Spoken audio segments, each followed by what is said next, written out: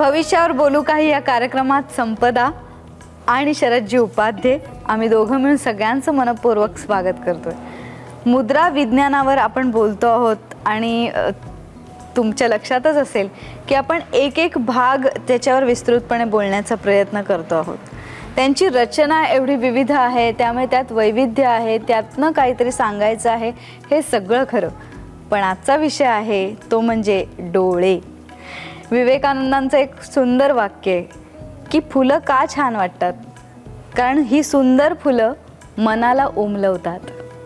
पण ही प्रक्रिया घडू शकते डोळ्यांनी आणि दृष्टीनी आणि नजरेनी। तेव्हा या डोळ्यांना काय सांगायचं आपल्याला, एवढी विविधता आहे तर त्यात काहीतरी तर गम्य आहेच ना। बघूया, ऐकूया।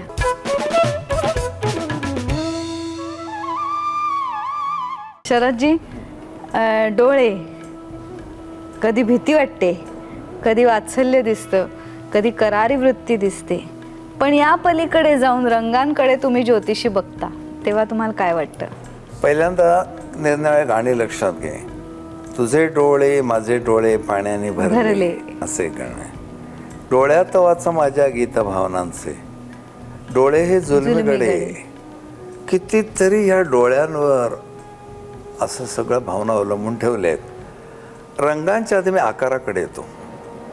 या दोन भुवयाच्या मध्ये, ही दोन भुवया डोळ्यात घाम जाऊ नये म्हणून निसर्गाने ठेवले आहेत। कधीतरी आरशात बघावा आणि विचार करावा, या केसांचा हेतू काय आहे? हे असे इथे कसे आले? ते काय तुम्ही कोरावे छान दिसावं असं काय त्या महाशक्तीला वाटतं म्हणून नाही।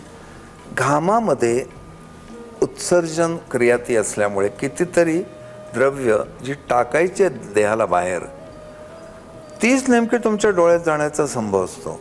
मग या भुवया ते अडवतात। पण डोळे हे मीनाक्षी सारखे जेव्हा असतात, छानपैकी असे कमळासारखे डोळे, त्याचा रंग नंतर, पण डोळ्याचा आकारच इतका सुरेख आहे, त्याला मीनाक्षीच म्हणावं असं वाटतं। असे टप्पोरे पण चमकदार डोळे, हे खूप कलेचं मोठं सामर्थ्य आहे त्या व्यक्तीमध्ये। तेव्हा असे हे डोळे किंचित बारीक, चेहऱ्याच्या मानाने ते कमी असतात। मग त्यात पुन्हा काळेभोर आणि हसतमुख। तर मला आजही वाटतं माणूस हसत नाही, डोळे हसतात। एक डोळा बारीक केला तरी केवढे अर्थ होतात। दोन डोळे बारीक केले की मिचकावणं म्हणतात। ही सगळी लँग्वेज ह्या डोळ्यांना शब्दा वाचूनची मिळते।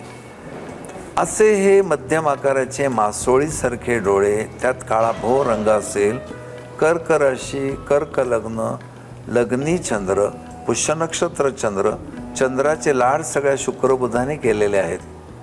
चंद्रामुळे डोळ्याचं सौंदर्य मिळतं आणि पाणीदार डोळे आणि पाणावलेल्या डोळ्यात फरक आहे।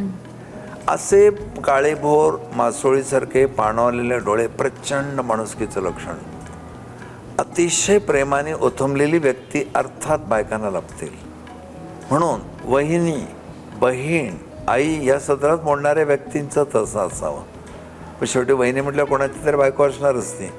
त्याला जर विचारलं तर हा म्हणतो माझी वहिनी खूप छान आहे, तर म्हणतो तुझी वहिनी भयंकर अशी काहीतरी अरसिक असं तो म्हणेल। अरसिक नाही, चंद्राच्या माध्यमातलं प्रेम आहे, ते उत्कट प्रेम आहे। नवरा किती उशीर होतो येईपर्यंत जेवायचं थांबणं, हे प्रेम चंद्राचं आहे। तो शुक्राच्या पातळीवर अपेक्षा करतो, म्हणून मॅच मेकिंग केलं पाहिजे। ऑलराईट। बटबटीत डोळे, काय काही जणांचे डोळे मोठे असतात। म्हणजे माझ्या पाण्यात एक नाशिकचा मुलगा येतोय, तो डोळे मिटले मला कधी त्याने पाहिलं, मी झोपलेला असेल तो तर पाहिल्यानंतर डोळे उघडे। अशी लहान मुलं पण काय काय असतात, झोपल्यासारखे वाटतात, झोपही लागलेले असते मग डोळे उघडे। बटबटीत मोठे डोळे हे अतिशय बुद्धिमांद्य दाखवतं। जसं अग्निमांद्य तसं बुद्धिमांद्य। हे बटबटीत डोळे असणाऱ्या माणसाला ना धड काही ग्रहण होत ना एक्सप्रेस करतायत। आणि मग त्याची गणना ही थोडे मागासलेल्या विद्यार्थ्यांमध्ये धरतात। स्पेशल ट्युशन वगैरे लावली तर त्याची एक लिमिट आहे, त्याच्या पलीकडे तो जात नाही। सुस्तावलेला मंदबुद्धीचा, जडबुद्धीचा माणूस, अतिशय बारीक डोळे, चेहरा खूप मोठा, डोळे इतके बारीक, ते जे मी तुला बारीक कानांचं फळ दिलं त्या डोळ्याला लाव। चाणाक्ष नजर, तीक्ष्ण। आपण काही एकाग्रता करायची असेल ना, असं बारीक करतो, म्हणजे बाकी सगळं डिलीट करायचं आणि तेच फक्त कॉन्सन्ट्रेट करायचं. असे डोळे CID ऑफिसरचे असतात. काही वेळेला आपण तात्पुरते करतो, पण बारीकच डोळे असणं हे मायन्यूट ऑब्झर्वेशनचं लक्षण आहे. आणि ऑब्झर्वेशनचे अनेक फायदे आहेत जे माझ्यासारख्या माणसाला राशीच्या माध्यमातून होतात. की लोक म्हणले किस्से तुम्ही पटापट सांगता. म्हटलं ही माणसं पाहिलेत मी, पटापट ते आठवतात, पण ते आठवतात तेव्हा मला जगदंबेची आठवण होते. स्मृती रूपेण समजते ना, हे झालं अति बारीक डोळ्याचं फळ, मोठ्या डोळ्याचं फळ. रंगामध्ये काळेभोर डोळे हे अतिशय सुंदर, आत्ताच सांगितलं मी. पण डोळ्याचा रंग जरा ॲबनॉर्मल केशरी असतो, बदामी रंगाचे डोळे असतात. ज्या बायकांच्या अंगात संचार होतो, नवरात्रात अष्टमीला ज्या घागरी घेऊन खेळतात, फुंकतात त्या घागरी, असे केशरी रंगाचे डोळे हे गूढ शक्ती, इंट्युशन, भविष्य जाणण्याची कला, पत्रिके वाचून वाचा सिद्धी आणि स्वप्नांचा फलादेश अनुभवणे याचा कारक आहेत. बापरे. पण ही जी तुम्ही शेड सांगताय बदामी केशरी वगैरे, ती शोधायला पाहिजे. तुम्ही एक आता अतिशय गूढ असं हे सांगितलं की ज्यांच्यात पण तू संचार मध्ये होतो जे म्हणून असं. गेलीस ना, काही लोकांची भीती वाटते, हो, अशी काही करारी डोळे. नजर, रंगाचा संबंध नाही. पण काही हिरव्या ते हिरव्या रंगाचे घारे. डोळे सुद्धा आत नजर असल्याशिवाय काय उपयोग आहे? आणि ती नजर ही ब्रेनची ऑर्डर आहे. पोलीस ऑफिसर कधी जास्त बोलत नाही, डोळ्याने बघतो, बस संपला विषय, लटपटलाच पाहिजे तो. केसरी रंगाचे डोळे, प्रकटीकरण हा शब्द तो ऐकलास कधी? हो. संचार, प्रकटीकरण. जे स्त्री पुरुष माध्यम असतात महाशक्तींना, अशांच्या ठिकाणी मानवी देहाच्या माध्यमातून आपल्या भक्ताशी बोलणं हे माध्यमती असतात. आणि अशा ज्या बायकांच्या मध्ये संचार होतो, मी बिनधडक बिनधास्त जाऊन त्यांना भेटलो आहे. आणि बेधडक म्हणायचं मला, का भेटलो, काय तुमची काय अवस्था होती या काळामध्ये, त्या प्रत्येक जणी सांगतात. थोडं असं 8 वाजताचं आठवतं आणि पुढे मला आठवत नाही. 12 नंतर मी डोळे उघडून इतकी थकले तर मी झोपून गेले. सकाळी उठले, मधल्या तासात मी कुठे होतो मला माहिती नाही. प्रकटीकरण होणे, त्या शक्तीने तुमचा ताबा घेणे, हे जाणकाराशिवाय कोणाला कळणार नाही शक्ती कोण आहे. असे केसरी रंगाचे डोळे, ती शक्ती पकडते. म्हणजे काय, पावित्र्य असतं त्यांच्यामध्ये. सप्तशतीच्या 500 पाठ केलेल्या बायकांच्या ठिकाणी शक्ती येते. पण ज्यांचं आचरण चांगलं नाही, मद्यपान आहे, मांस मटण आहे, अशा बायकांना पण संचार म्हणणार नाही मी, अंगात येतं. आणि तुला बघायचं असेल तर वणीला जा, पहिल्या पायरीपासून शेवटच्या पायरीपर्यंत केस मोकळे सोडून धाड धाड धाड त्या पायरीवर आपटतात. मी ह्याचा कधीही निषेध केला नाही. जायचं, बोलायचं, ती शक्ती आहे, तिला नमस्कार करायचा. गल्लीतल्या दादाला मी नमस्कार करतो, असेल वामशक्ती पण आम्ही नमस्कार करणार, कारण शक्ती आहे शेवटी. आणि मग त्यांचं ते बोलणं ते वेगळंच काम असतं, मार्गदर्शन होत नाही आम्हाला. अशा सगळ्या बायकांची, विशेषतः शुभशक्ती येणाऱ्यांचे डोळे केशरी रंगाचे. तुझ्या पाण्यात असा माणूस आला, गूढपणे कुठेतरी बघतोय आणि तुला भविष्य सांगतोय आणि करेक्ट येत आहे. पत्रिका माहिती नाही, तक्ता बिक्ता माहिती नाही नक्षत्रांचा, पण संपदा उद्या तू इकडे इकडे जायचं ठरवलंय, जाऊ नको, धोका आहे. तू म्हणते कोण जाणे कोणाच्या रूपाने बोलता, तू कॅन्सल करते आणि प्रचंड ॲक्सिडेंट गाडीला झालेला असतो. तू उपासना करीत असलेलं दैवत क्षणिक येऊन तुला सांगून गेलं.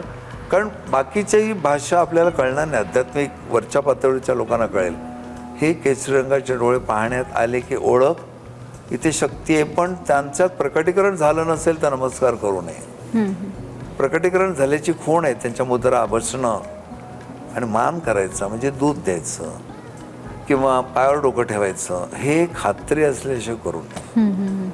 त्याच्यानंतर लाल रंगाचे डोळे, म्हणजे टेम्पररी कधी कधी होतात ते नाही. कायम लाल रंगाचे डोळे असलेल्या व्यक्तीचा क्रोध अनावर असतोच, पण तिचं BP नॉर्मल नसतं. करतलाचा रंग लाल असेल आणि डोळ्याचा रंग लाल असेल, कॅज्युअली विचारा की तुमचं हायपरटेन्शनचं काय परिस्थिती आहे, BP वाढतं का तुमचं? तो नमस्कार करेल, अरे मी मराठीवरच्या तुम्हीच का, हो हो हो बरं वाटलं, पुढचं सांगा मला काय भविष्य. मग तू सांगेन सध्या मी डोळ्यापर्यंतच आले, पुढचं सांगायला वेळ अजून. लाल रंगाचे डोळे सुसंस्कृतपणाचं लक्षण नाही. सुसंस्कृतपणाला काळेभोर डोळे हे एकमेव आहे. प्रापंचिकासाठी, अध्यात्मासाठी केसरी. लाल रंगाचे डोळे क्रोध, तामसीपणा, व्यसन. आपल्या स्वभावाचं दर्शन थेट डोळ्यांनी कसं काय समोरच्याला घडतं. आता तुम्ही हिरव्या डोळ्यांना नाही, अजून लाल संपायची आहे. कारण आहे हिरव्याच्या आधी कितीतरी गोडता समजून घेऊया ना, की तुमच्या घरात असे प्रसंग घडू शकतात. मी तुला वामशक्तींचं प्रकटीकरण असं म्हटलं. वामशक्तींचा संचार, त्यात पिशाच्य पण येतात. आणि झाडावर राहणाऱ्या पिशाच्याने मनुष्याला पकडलं हे सांगोवांगीच्या गोष्टी नाहीत. दत्त महाराज गाणगापूरला गेले, नरसिंह सरस्वती, आणि ताबडतोब एका पिशाच्यालाच मुक्ती दिली. पण ते पिशाच्य तिथे बसून कित्येकांचा जीव घेत होतं. दत्त महात्म्यामध्ये एक पिशाच्य झाडावर असं राहणारं दाखवलंय की जे तो मनुष्य काय करायचा, संध्या वगैरे ते पाणी झाडाच्या खाली ओतायचा. 12 वर्ष त्याला पाणी मिळालं, ते खुश झालं. आणि दत्त महाराज कुठे भेटतील त्यानं दाखवलं. त्याने मी पिशाची मदत करू शकतात, हेल्पफुल असू शकतात. लाल बुंद डोळ्याच्या मनुष्यामध्ये वामशक्तीचा संचार लवकर होतो. काळेभोर डोळे तुमच्या आमच्या सगळ्यांचे सामान्य आहेत. केसरी अनयुज्युअल, फार पवित्र मनुष्याला माध्यम म्हणून त्या महाशक्तीने निवडलं असेल तर. आता तुझे आवडत्या घाऱ्यामध्ये 2 प्रकार आहेत.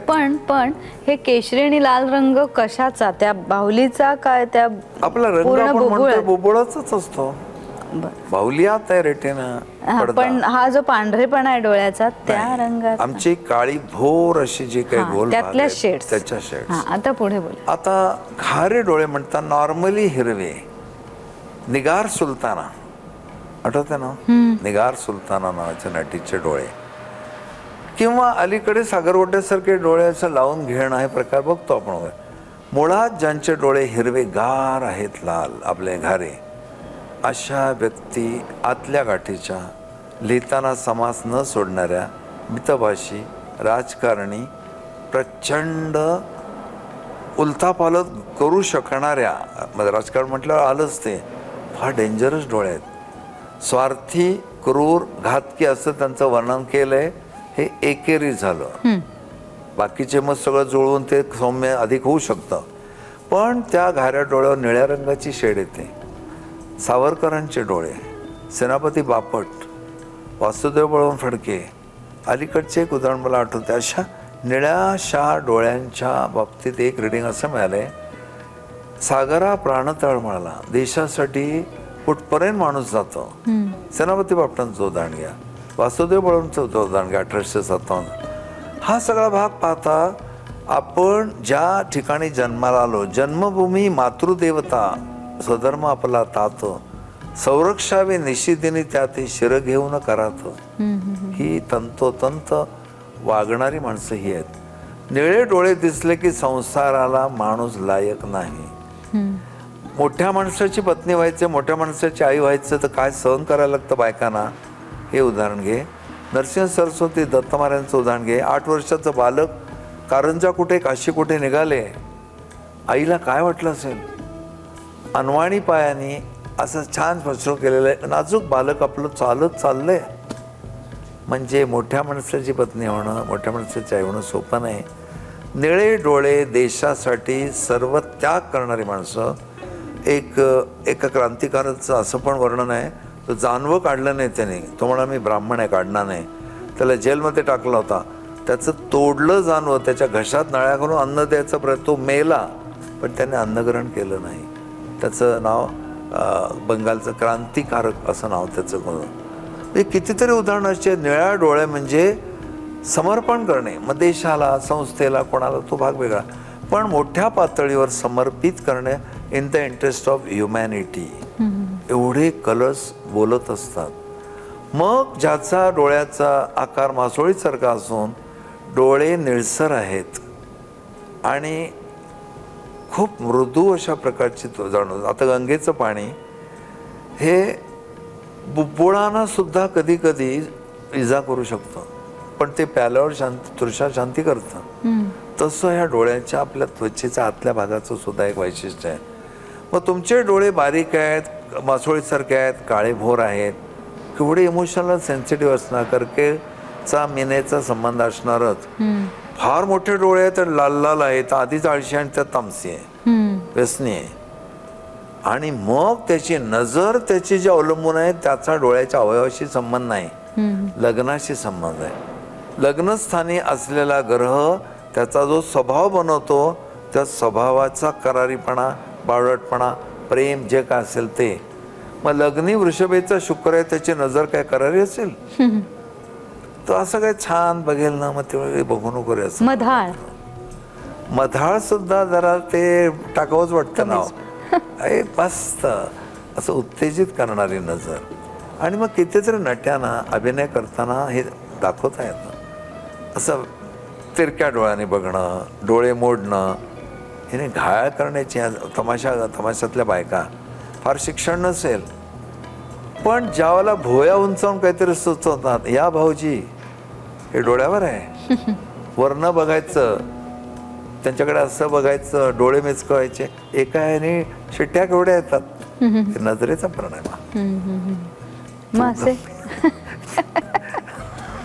खूप तुझं असं गंभीर झालं चेहरा.